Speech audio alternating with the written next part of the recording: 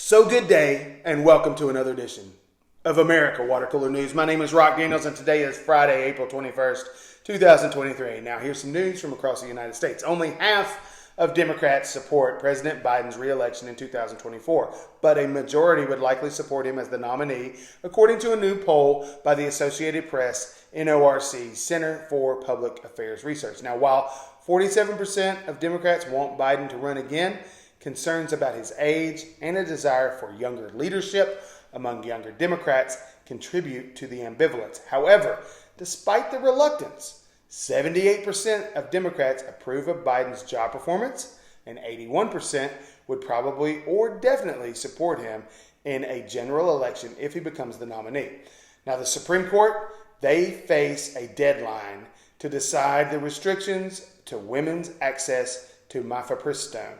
Now, this is a widely used abortion pill, and while legal challenges to its FDA approval continues, the restrictions could disrupt availability of the drug, which has been found safe and effective and used by over 5 million women in the United States.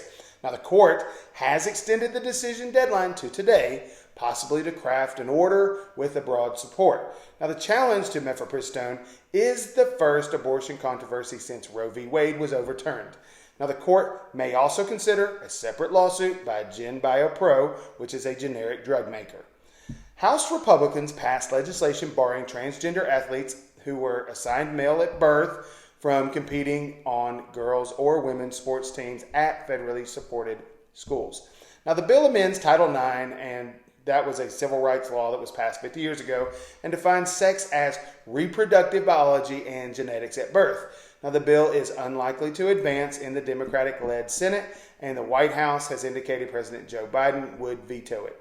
Now, supporters argue it's necessary for competitive fairness, while opponents criticize it as discriminatory, harmful transgender laws for children. Now, similar limits have been imposed in at least 20 other states.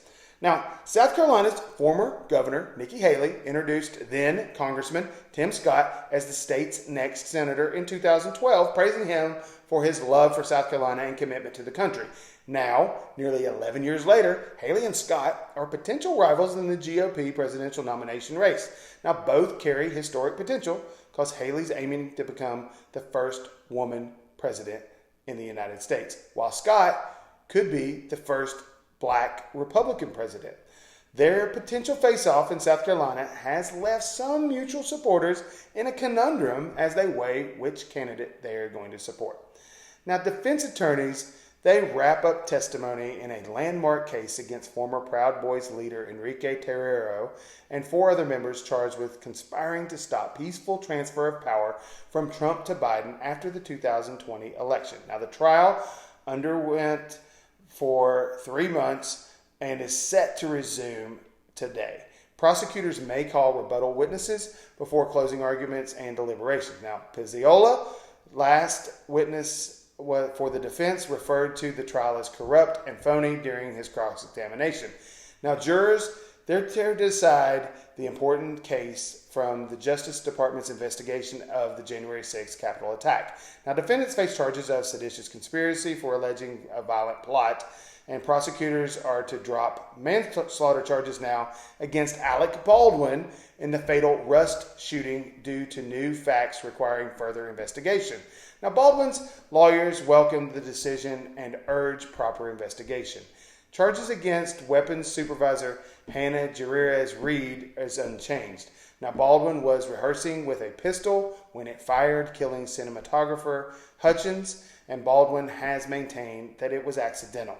Now, the case against Baldwin has already been diminished with dismissal of weapons charges and resignation of first special prosecutors against him.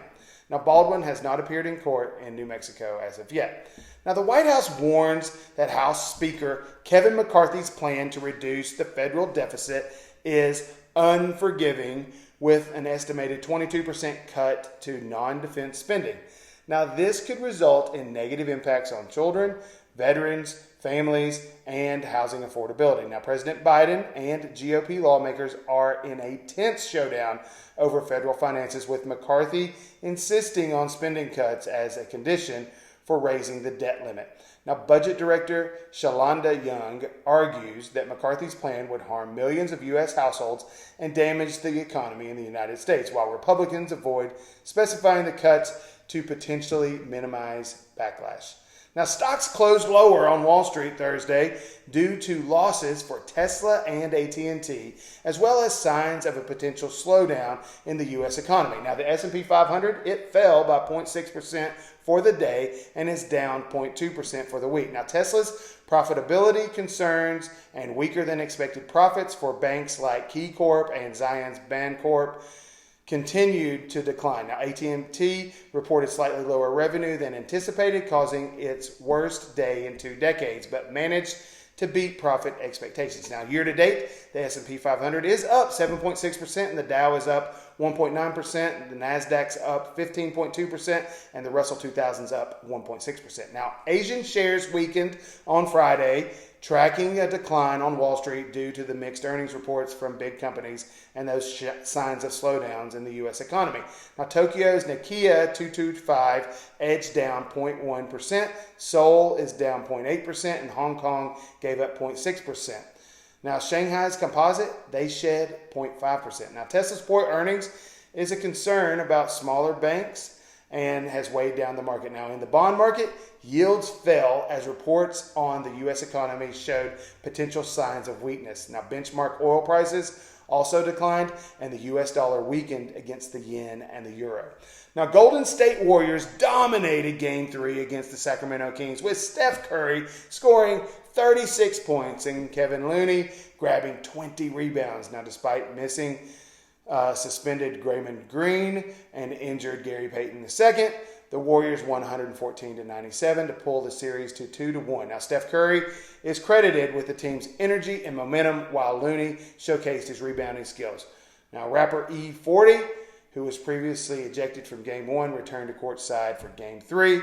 And the Kings struggled with shooting and free throws, while the Warriors got contributions from various players, including Klay Thompson and Moses Moody. Well, guys, that does it for another edition of America's Water Cooler News. My name is Rock Daniels. I am the Bluegrass Realtor for all your Central Kentucky real estate needs. Feel free, reach out to me, rockrealtor@yahoo.com. That's ROCKREALTOR at Yahoo. Yes, I'm that old.com.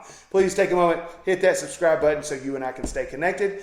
Thank you so much again for stopping by today, and I look forward to seeing you again here tomorrow for another edition of America's Water Cooler News. Have a great day.